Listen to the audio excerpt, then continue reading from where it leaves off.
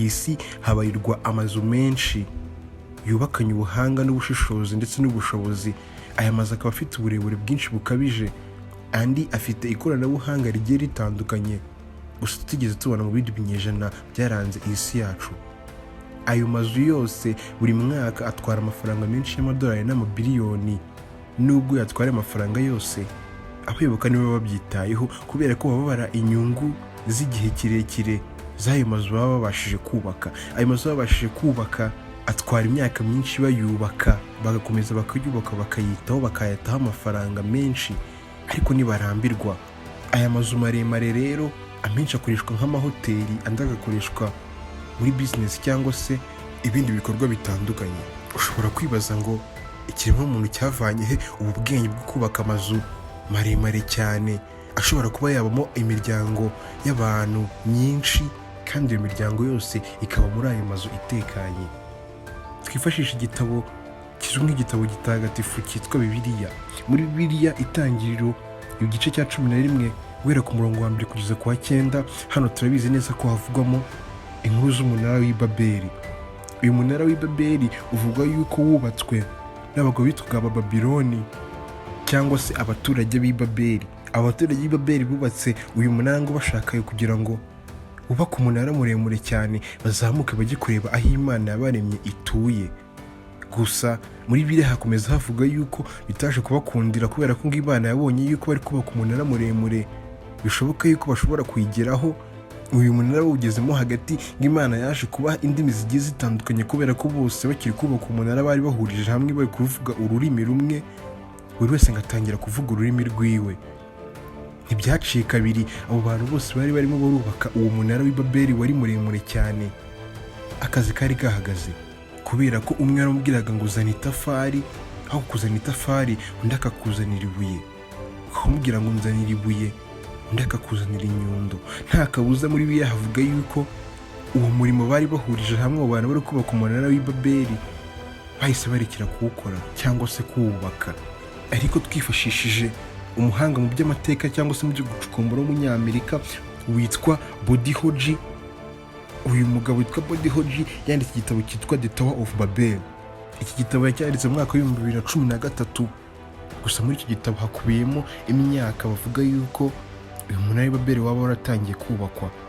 Uyu mucukumbuzi mu bintu by'amateka witwa Body Hoji wanditse iki gitabo yavuze yuko umunara w'i Babeli ushobora kuba warubatswe mu myaka 2242 mbere ya Yesu cyangwa se mbere y'ivuka rya Yesu.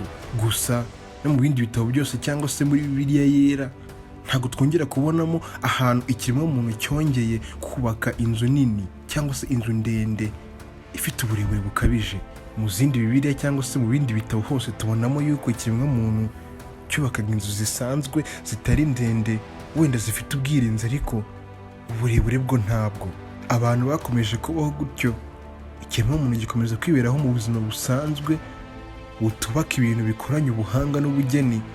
Gusa ntibyari bishyize kera kubera ko ikiremwamuntu cyari kirimo kiriyongera umunsi ku munsi. Ntabwo abantu bapfaga ngo abandi bareke kubyara. Guhera muri iyo myaka 2242 mbere ya Yesu hubaka umunara wa Babeli, hakongeye kuboneka inzu ndende ifite uburebure bukabije. Gusa mu kinyejana cya 19 mwaka w'1880 nibwo mu mujyi wa New York muri Amerika hatangijwe inzu yiswe skyscraper. Iri jambo skyscraper ni ijambo ryo mu rurimi rw'icyongereza, rikaba risobanuye inzu ndende. Birumvikana ko mwaka w'1880 mu kinyejana cya 19 nibwo abantu bari bongeye gutekereza kubaka inzu ifite ubugeni, gusa ifite n'uburebure bukabije. Ibindi myijana byose ntihigeze habonekamo inzu ndende zifite uburebure bukabije. Gusa ahangaha byari byongeye gutangira mu mujyi wo muri Amerika uzwi nka New York. Birumvikana yuko uko abantu bagendaga babona ikiremwamuntu kirimo kiriyongera kandi ubutaka buri kugenda buba bukeya ku isi, bagiye biga indi mitwe yo kugira ngo bubake amazu maremare kugira ngo abantu bayaturemo. Ahangaha mwaka w'1884 mu mujyi wa New York muri Amerika hatangijwe inzu yitwa Home Life Insurance Building. Iyi akaba ari inzu yapimaga metero 42 z'uburebure. Ikaba yabatswe n'umugabo witwa William de Baron Jenny.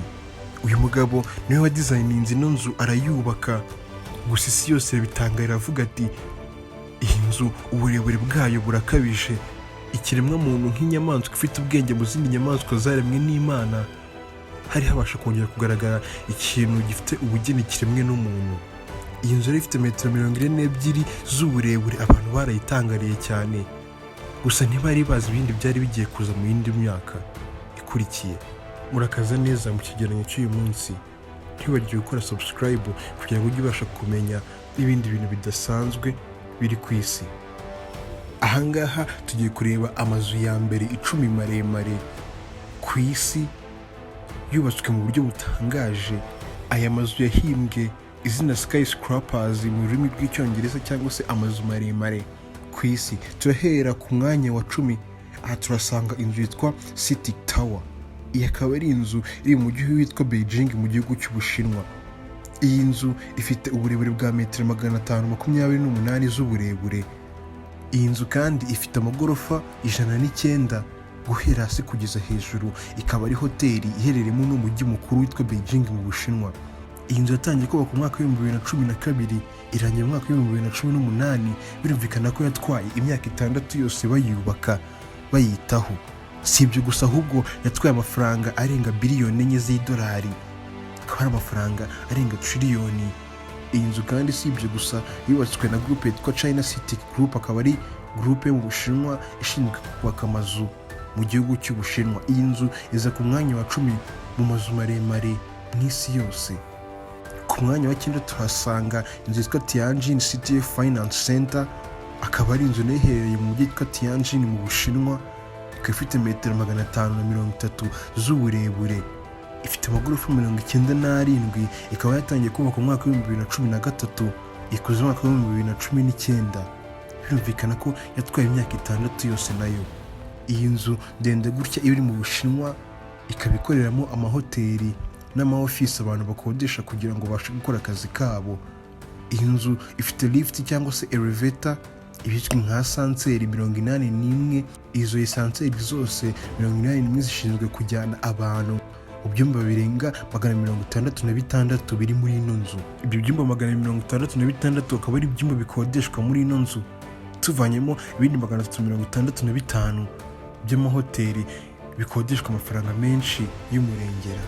Ku mwanya wa 8 turahasanga inzu yitwa Guangzhou House City Finance Center. Yakaba ari inzu iherereye mu byitwa Guangzhou mu Bushinwa. Iyi nzu ifite nayo uburebure bwa metero 530. Si ibyo gusa, ahubwo ifite amagorofa 111. Yatangiye kubakwa mu mwaka wa 2010 irangira mu mwaka wa 2016, itwaye imyaka 4 yose.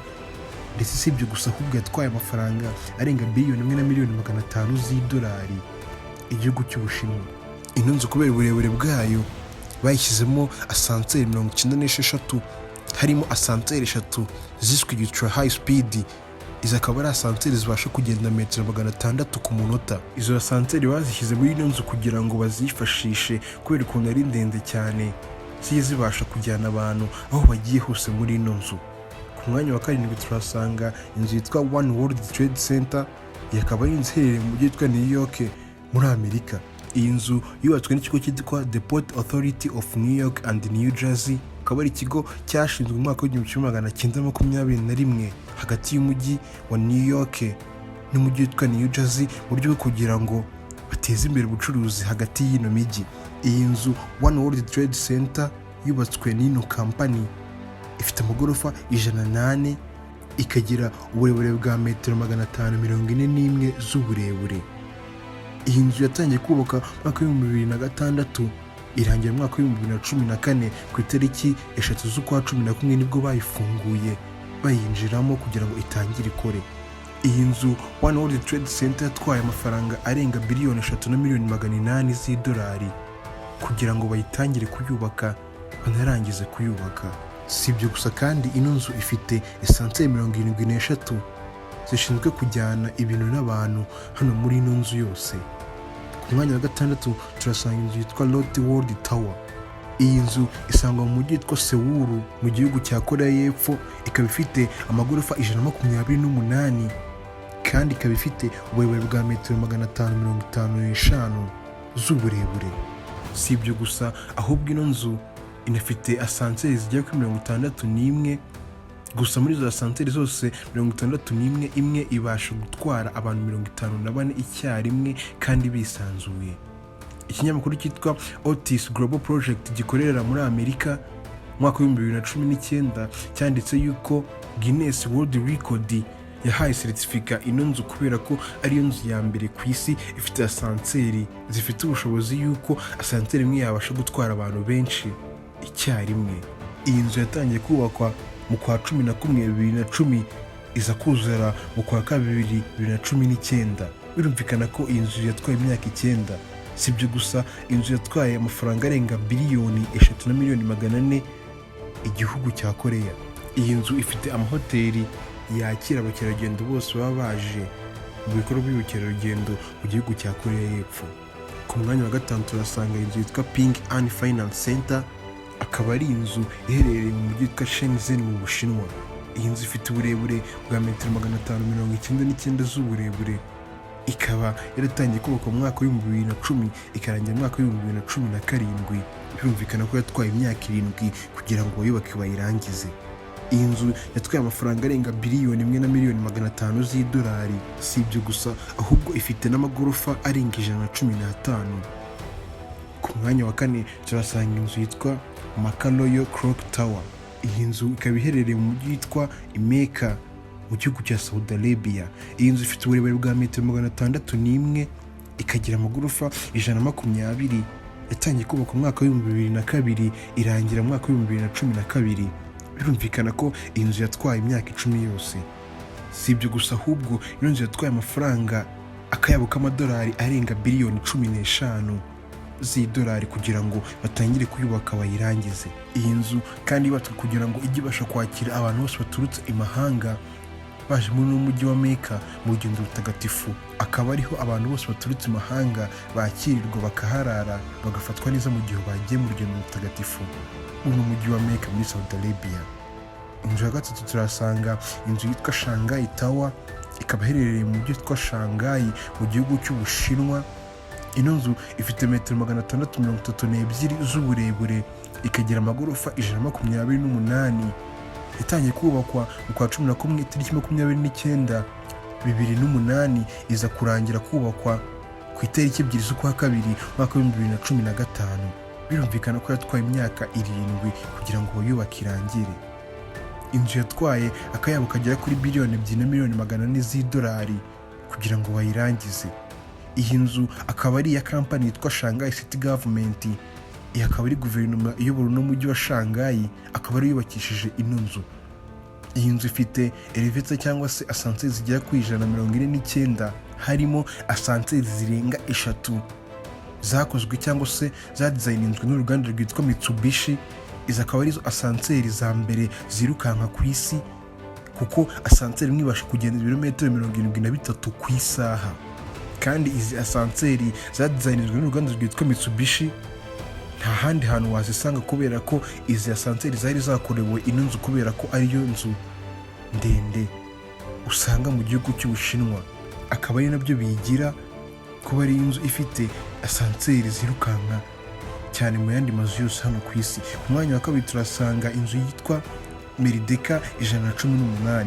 Merideka 118 akaba ari inzu isangwa mu mujyi witwa Kuala Lumpur mu gihugu cyitwa Malaysia. Iyi nzu iri ku mwanya wa 2 ifite metero 679 z'uburebure.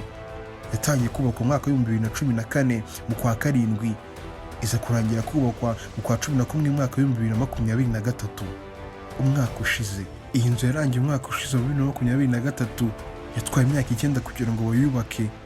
Ifite amagorofa 118, ikaba yaratwaye akayabo ka biliyoni 1,500,000 z'idolari iki gihugu cya Malaysia. Iyi nzu isanzwe muri Kuala Lumpur ifite asanseri 87 zishinzwe kujyana abantu muri ino nzu hose. Ku mwanya wa 1 turasanga inzu izwi n'abantu benshi cyane, yakaba nta yindi inzu yitwa Burj Khalifa. Burj Khalifa akaba ari inzu isangwa mu gihugu cya Dubai muri Leta Zunze Ubumwe z'Abarabu. Iyi nzu ifite metero 828 z'uburebure. Iyi nzu irusha iya kabiri metero 149 zose z'uburebure. Iyi nzu ifite amagorofa 163. Muri ayo magorofa yose harimo ibyumba by'amahoteli n'amaofisi y'andi makampani akorera muri kino gihugu cya Dubai. Inzu yatangiye kubakwa mu kwa mbere itariki 6 2004, iza kurangira kubakwa mu kwa mbere ku itariki 4 2010. Birumvikana ko inzu yatwaye imyaka 6 kugira ngo bayubake. Iyi nzu akaba ariyo nzu ifite hoteli isa nkaho zihenze hano muri Dubai, kubera ko inkuru dukesha ikinyamakuru cyitwa Courage Times gikorera muri Dubai kivuga yuko basi ku ijoro rimwe umuntu yishyura amadolari hagati ya 800 kugeza ku madolari 1500. Ni hagati y'800 kugeza kuri 1,500,000. Iyi nzu ifite ibyumba bigera kuri 304 bya hoteli, kandi ino nzu yatwaye arenga biliyoni 1,500,000 z'idolari. Iyi nzu ndende yitwa Burj Khalifa ikaba izwi nk'inzu y'agatangaza, kubera ko abantu bose bayirebye nta kindi bayibonamo ubuhanga bwarimanywe ikiremwa muntu, kubera ko ino nzu hari nk'ibintu ikora abantu bose bagatangara. Nk'iyo imvura iguyemo hagati muri ino nzu hicomokoramo umutaka ukaza ugatwikira ino nzu yose, ku buryo ubireba nawe ukibaza ukuntu inzu ndende gutya ifite metero 800 zirengaho yicomokoramo umutaka ukayitwikira. Si ibyo gusa, na nijoro hari igihe ujya kubona ukabona ino nzu ifite amatara arimo aramyasa ku ruhande rwayo rwose, ku buryo abantu babireba bakavuga ati ubu ni ubuhanga bwarimanywe ikiremwa muntu. Mbashije kubashimira muri mwabanye natwe muri kino kigereranyo cy'uyu munsi. Aho utaha.